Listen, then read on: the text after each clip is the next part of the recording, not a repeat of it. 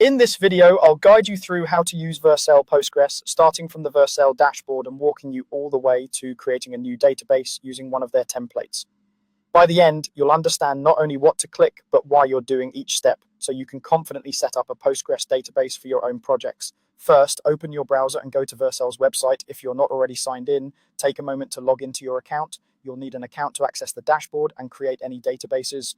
Once you're logged in, you should land on the main Vercel dashboard where you normally see your projects and deployments. Today, I'll show you how to find the Postgres features from here.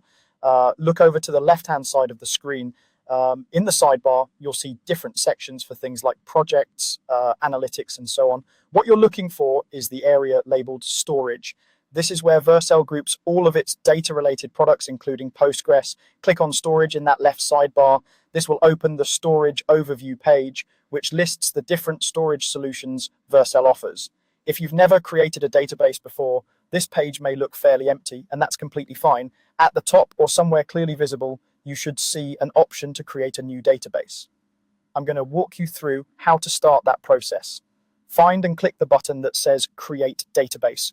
This is the main action that tells Vercel you're ready to set up a new Postgres instance. When you click it, Vercel will show you a list of options or templates you can use to configure your database more easily. Once the list appears, scroll down the page. The reason you're scrolling is that Vercel usually presents several different presets or integrations. Some might be more general purpose, and others are tailored to specific frameworks or ORMs. You want to move down the list until you see the option labeled Prisma Postgres. Prisma Postgres is a helpful starting point if you're planning to use Prisma as your ORM in a Node.js or TypeScript application. Even if you're not deeply familiar with Prisma yet, this template can save you time later because it's pre-configured with sensible defaults.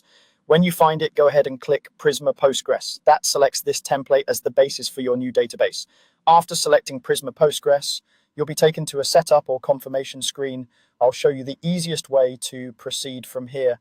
Review the information that Vercel displays, such as the project association or region, and make sure it matches what you expect. When everything looks good, click the Continue button to move forward. Vercel may show you another confirmation or configuration step right after that. This is normal, especially when you're using a template that can also scaffold a sample project or environment variables.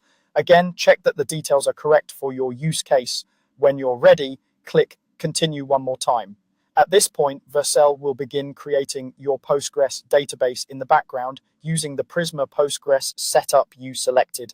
Once it finishes, you'll be able to see your new database under the storage section, along with connection details you can plug into your application. And that's the full flow for using Vercel Postgres with the Prisma Postgres template, starting right from the Vercel dashboard.